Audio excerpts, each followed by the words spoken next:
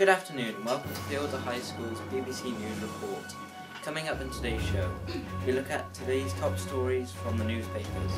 We also take a look at the development of the new and improved Cumbrian High School and how we gained exclusive access into the redevelopment stages. Also, social media scandals. We also look ahead to the Six Nations Super Saturday finale. Supersonic car aims to break the sound barrier. The solar eclipse and how it darkens the skies. And also the rare sight of the beauty of the Aurora Borealis as it graces British skies. Now let's take a look at today's top stories in the newspapers. Okay, well, I'm going to be covering the Daily Express, and inside there is a story about the budget, you know what I'm saying? And basically what it means is the personal allowance for the tax has gone up by 11,000. So you can earn 11,000 without being taxed about it, so that's pretty fun. That's quite good. It is, isn't it? Yeah. Right, I'm going to be looking at this disturbing video. That's it, carry on. Right, carry on, just carry on. Right, disturbing story in the Sun about the Tunisian attacks. 2 Brits are feared dead among 17 in the capital of Tunisia, Tunis. 22 are feared wounded, and the Home Office are trying to find and locate British casualties. On a lighter note, the Daily Mail has revealed that Kate Middleton has announced a due date on his second child. On her visit to the Home Star, a charity that helps children and families, she said, "I'm due mid-April to the end of April, not long now." She wore a £35 dress on this occasion from Essex. We're here today with Miss Coulson, the head teacher of Fairwater High School, which is closing at the end of this academic year and reopening in September as Cumbrian High School. Thank you for taking out your time. We understand you have a very busy schedule. Okay. We understand there's going to be a merge between Fairwater and Rantarnan, and there'll be twice as many pupils in the school. We understand there has been a concern of behaviour issues. What's your opinion on that? Well, I'd like to think that at Fairwater we've got very good discipline structure. We've got a very good kind of moral compass in terms of I expect pupils to behave well at all times and have respect for all people. Considering I'm the head of the new school, all those values are still going to be the same. And in building a structure for the school in terms of staffing and who's going to be in charge of what areas, I'm very secure that we're going to set the scene from day one. Pupils will know clearly what they can and can't do, what's expected of them. We'll have a rewards and a sanctions structure in place. And particularly for that first half term, we are going to enforce it very strictly, very harshly, to just set the scene and make sure everything is clear. I'm quite sure a few people will challenge us and test us, but I'm not at all concerned because we've brought Fairwater a very long way. We've practiced it once, we know how it works, and I think within the first week or two we will have probably ironed out any issues that there may be.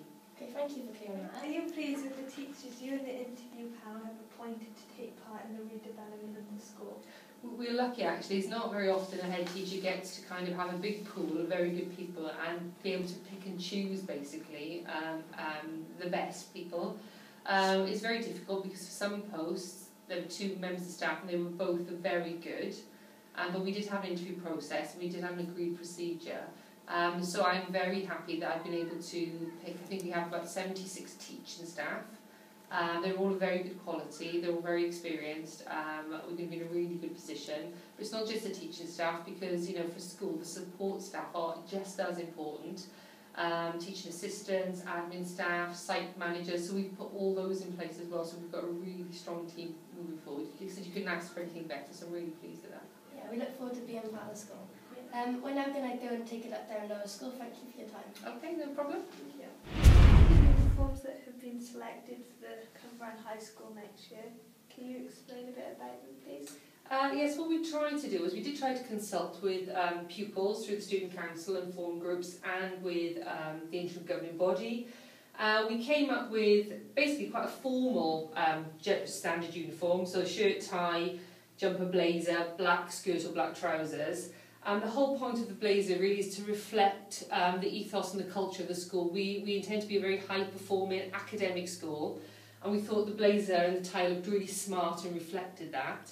The colours are interesting. The purple theme for the badge and the tie was interesting. Very different and unusual. I don't really know any other schools that have got purple, and I think it'll make us really stand out throughout Cwmbran and Torfaen, really. Everybody will know where we are based, if you like.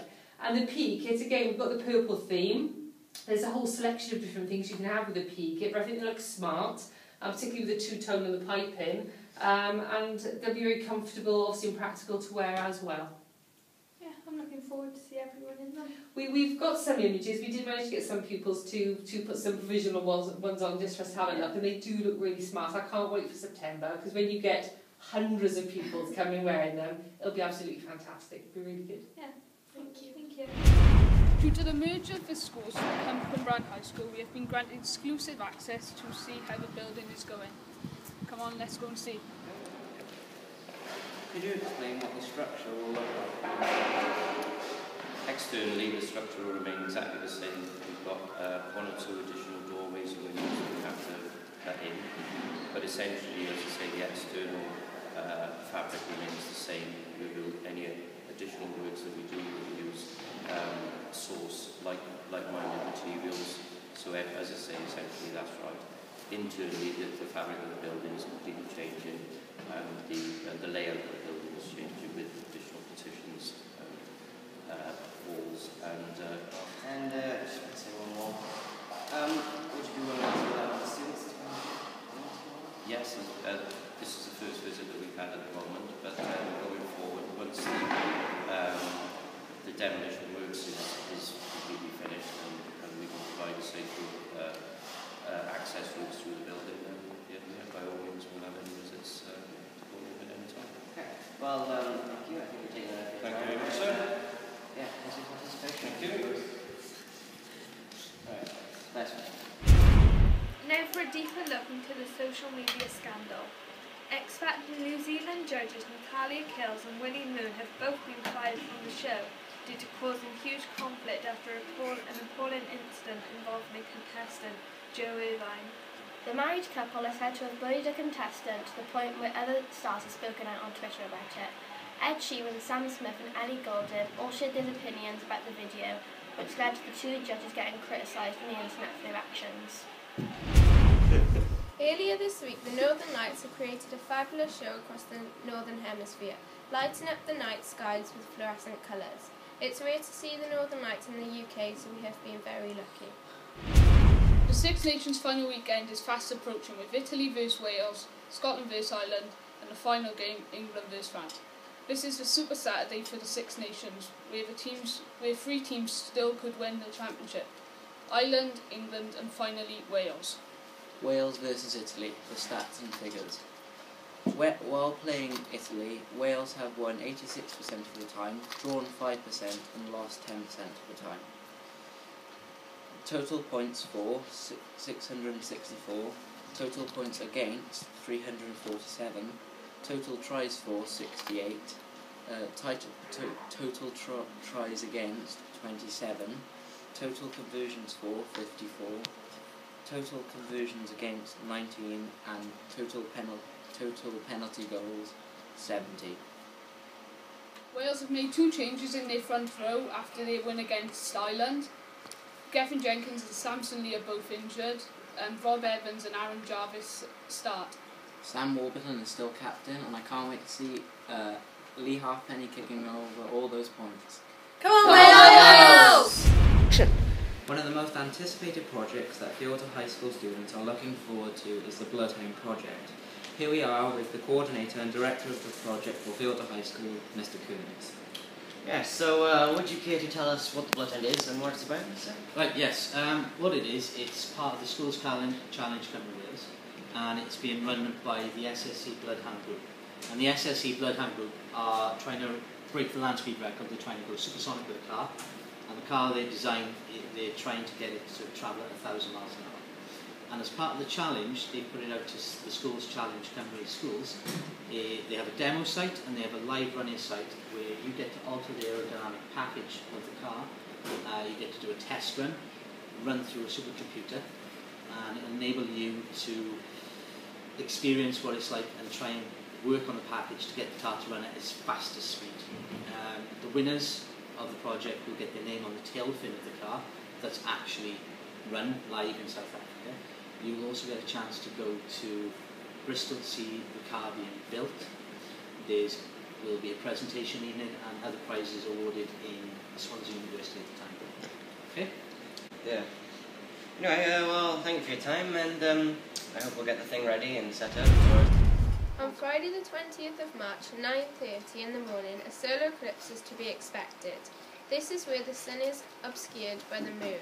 If it is completely obscured, then it is known as a total solar eclipse. The northern part of the UK will experience 80% to 95% of the sun covered. The maximum ending should be at 10:42. We can exclusively report that our head teacher, Mrs. Coulson, has allowed all pupils to observe the solar eclipse. Go! That is it from everyone here this afternoon. Thank you for watching Fairwater High School's BBC News Report. Thanks. Goodbye. Thank you. Thank you.